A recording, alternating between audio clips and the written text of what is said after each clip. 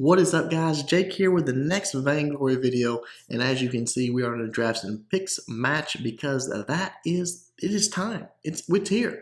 The next intra-guild scrimmage or tournament, excuse me, not even a scrimmage, a tournament.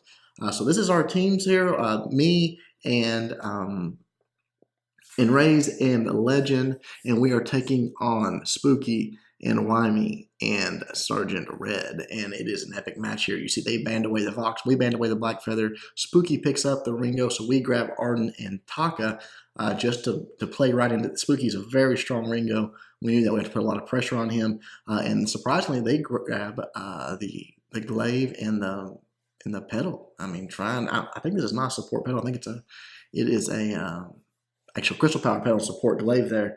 So we rounded out with the scarf in the lane. So we're feeling pretty good about our pickups here. We don't want to fight them in the jungle early, obviously. I mean, they basically have two damage dealers. We've got a support and me. So we're going to avoid that and do our sort of standard deal when you don't want to fight. And that is skipping those fronts and going right for that early gank. Most people aren't ready for it. It seems like it comes really, really fast. They're so focused on just trying to get that CS, maybe, trying to avoid that Spitfire. So you'll see we just grab the backs here. I want to make sure that I get to level 2 before we go up there so I have that invisibility. But unfortunately, actually I do grab it on this one. So next one I don't get it. But anyways, grab that invisibility. Even though he's in good position, I mean, he's perfectly safe there. He lands the Spitfire. I come in, land my attacks. I thought he was dead there. I guess he popped a potion and just barely lived because he took a tremendous amount of damage. So props to him, but it's an effective.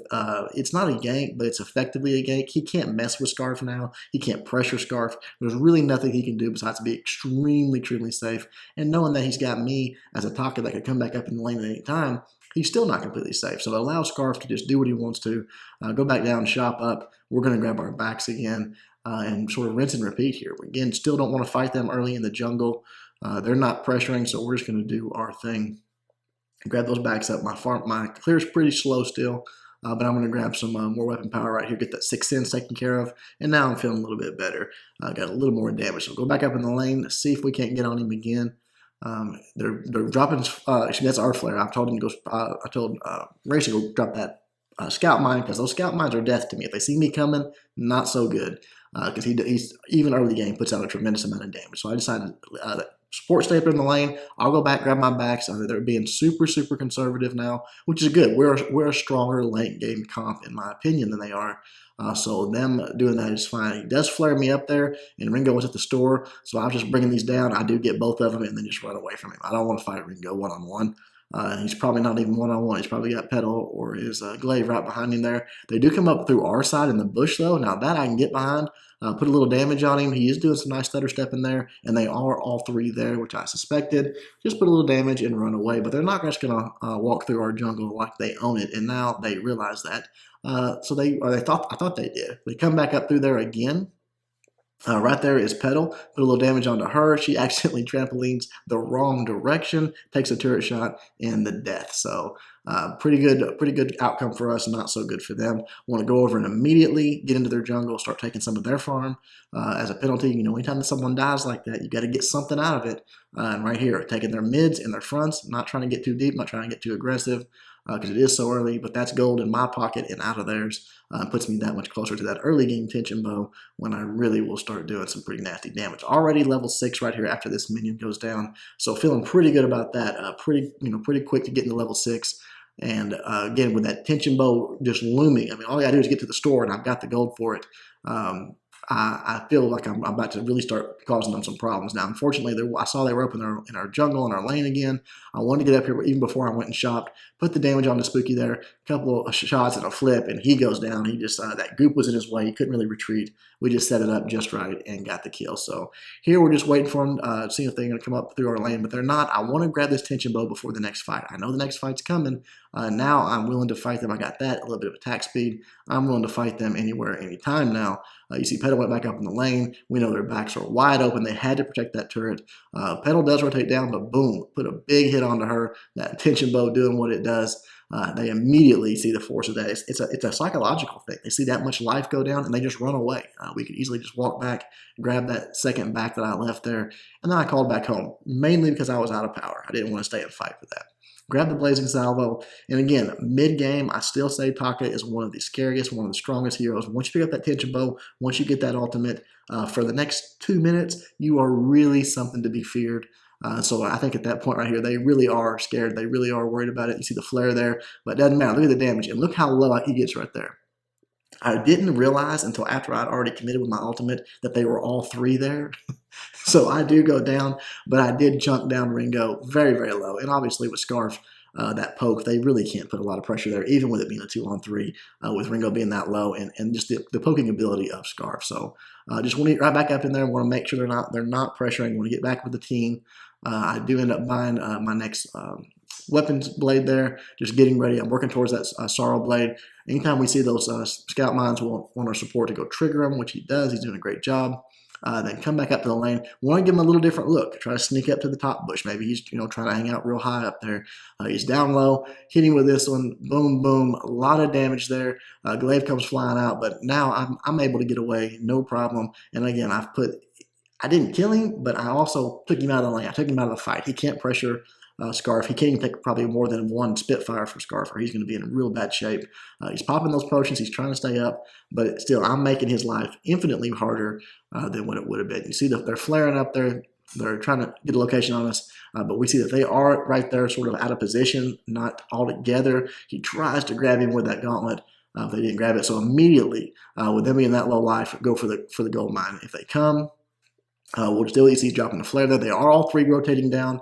The gold mine's almost dead. He drops that ultimate, tries to steal it, but unfortunately, Scarf's burn gets a hold of it. I come in, just drop a little extra damage on them. You see how low they're getting again from that poke from Scarf. Between me and him, it's just so much. It actually takes Glaive out with just a few more auto attacks there. So now it's 2-on-2. And again, Scarf has the best poke in the game, so I know I can leave. I can go back and farm. There's no way they can take that turret from Scarf right there. I actually just take the first minion call back. I want to get full back on power, full back on life, and I buy that heavy steel as well. So come down, he's got the backs primed up for me. We go ahead and grab the minion mine, and from here it's just rotating back up. We're going to get the front taken care of. I want to buy up again real quick because I'm getting closer and closer to that Sorrow Blade, but I also want this reflex block. When you dive in on Taka with a reflex block, it lets you get out so much easier. Now look at the damage here. I see Ringo, see how low he is. He's already running. He sees me coming. Look at the damage. Watch his life disappear here. This last hit, it's going down. Nothing but red. There's no white. The heal from the freaking ultimate on Petal heals him back up, saves him, and I've dropped my reflex block. I'm in good shape here. I could get out of this, but the damage from Ringo already coming in, the damage from that ultimate just takes me out, and boom, right there. Had that ultimate not dropped the second it did, and Spooky would have died, not only would he have been dead, I would have been alive. Been a totally different fight. I don't regret diving there, though, because he is still very low. Again, you see just Arden jumping in, putting that uppercut on him. He has to back off. So those dives, even though that one didn't play out right, I think it was the right move. He was very low, and it took them completely out of the lane. They could not pressure anymore. We could go buy up. It just changed everything when they were pressuring that turret. So sometimes that's all you need. Come back up into the lane. You see Ringo's back. I'm going to hit him again. Look at the damages. He is dropping that reflex block. As soon as he sees me coming, he's dropping it. But again, it's running him out of the lane. It's making him miss CS. It's making him have a hard time. It's probably frustrating. I don't know. I talked to Spooky about it, but I would imagine it'd be frustrating. Now, right here, I'm not sure if Petal thought he had someone one-on-one or what. He did pop that ultimate, but just run away from the ultimate and then turn around and take out the minions and try to engage. But he leaves there. Go ahead and grab those tier 2 boots. Again, I think he probably didn't know we were both there.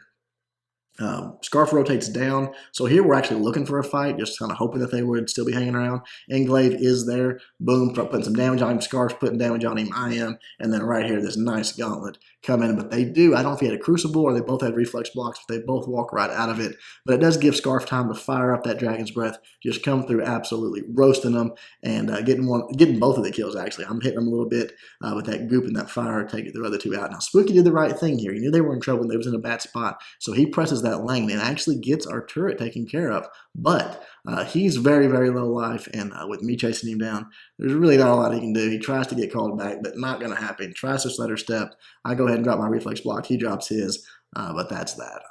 That fight he can't win. But he did get the turret, so sort of a good thing there. But now he's down. Our guys are pressing the lane, so we're trying to even the score up and get the turret here. I'm just getting my farm taken care of while they're pressing on that. Then I come up and want to help them out here. You see they're taking a little damage, but so has the enemy team. Go ahead and jump onto that pedal, take him out.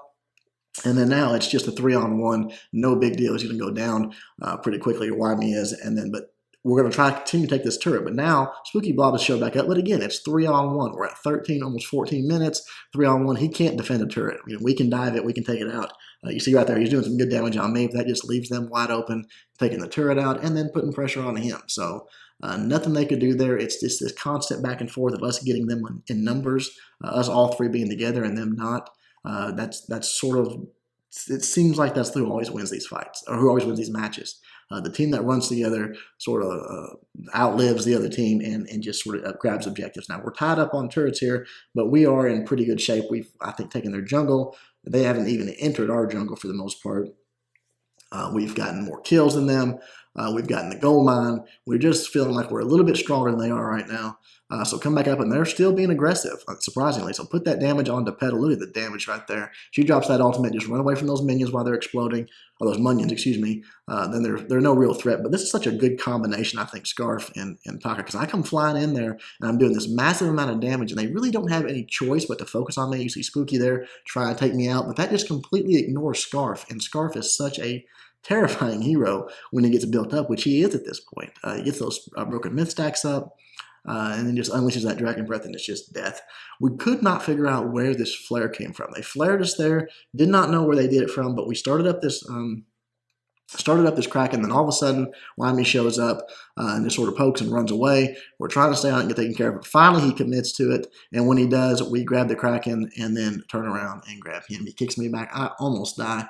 Then the other two show up right here in just a moment. You see him coming down there already. Ringo is. I come back up, and I'm so low life. I really don't want to commit to this, but I just flip out, reflex block, and try to get away, but just put a little damage on him. I'm out of power. I'm out of life. It's just a bad situation, but really I can't call back home. We need to sort of press with this Kraken. We had all three of us, and we're in pretty good shape. But I walk right into this. Look at the Munions coming in with the ultimate. I mean, he led with that ultimate, and I walked right into it. Was immediately dead. I go ahead and grab that Atlas just to defend against that Ringo and maybe get that on him if I get a chance to. It's kind of hard for me to land it on him, but sometimes I can. But it also gives me the extra defense because he's the major threat on their team right now. So I'm dead. They just go ahead and take out that one turret. That's all they really wanted out of it. Let the Kraken push in. They take it down. So not the best Kraken in the world, but it's just, I don't know. It is what it is. It wasn't bad. I'll take that. So take our backs, just get farmed up a little bit more. And here we're sort of ready to fight again. And they oblige. They're right there in our bush. That Petal is out of position. Look at the damage from Scarf there. Nasty. And then Glaive is stuck in there as well. He reflex blocks. I guess he should have reflex blocked right out of there. Ringo takes off. He just sort of bailed on that whole fight. I go ahead and grab an infusion, and we are ready to chase him down and ready to push this for another turret. We know that one turret's standing there. We can just push the wave forward, let Scarf poke it down, and take another turret while it's just 3-on-1. And if Ringo messes up and comes out, we'll take him too. But very low life turret, so come in, Petals back up, but again, that's all we wanted. Once it's down, we sort of just slowly fall back. If they want to engage, we will. We'll let Scarf sit there and do his poke thing. They really don't want to fight us at this point, though. So we fall back down, get back to the store. I grab that Aegis. Now I've got a lot of defense on both sides of the equation with armor and shield, and I've got a lot of offense as well. So plenty damaging to them, and also the ability to get out when they try to collapse on me. With that Aegis, that reflex block, and just all the defensive nature that I've got. We grab that easy Kraken right there. They don't even contest it. But we do see them because we have their minion mine. We do see them again at ultimate leading with it. All you do is run away from it, then put the damage on there, and they're taking a few shots from our minion mine as well. We've got them in a perfect spot here. I mean, again, because they're focusing on me, trying to get taken out.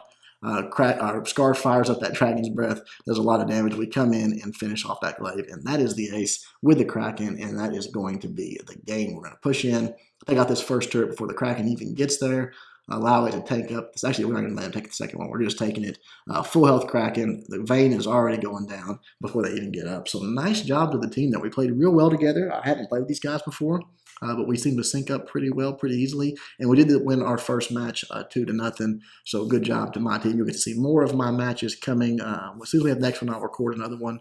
The next one I played with some Sky, but didn't play as well. So I thought you guys might like this one better. Looking at the comps, Arden or Rays built the Warhorn, the Fountain, the Atlas, which was perfect for that Ringo, and the Crucible, so straight defensive build. Looking at Scarf Legend there, built the Broken Myth, the Eve, and was working towards, actually got a Frostburn there, and just also had some armor against that Ringo. I went with the Tension Blow, Sorrow Blade, and then the Atlas and Aegis. On the other team, Glaive was the support, and was going with just the Fountain and a Crucible there. Never got much. Had a contraption. Was trying to lay down vision as well as he could for me. But that's a tough job to play against a Ringo. It's just seems like that's all you're doing all game is trying to get vision down.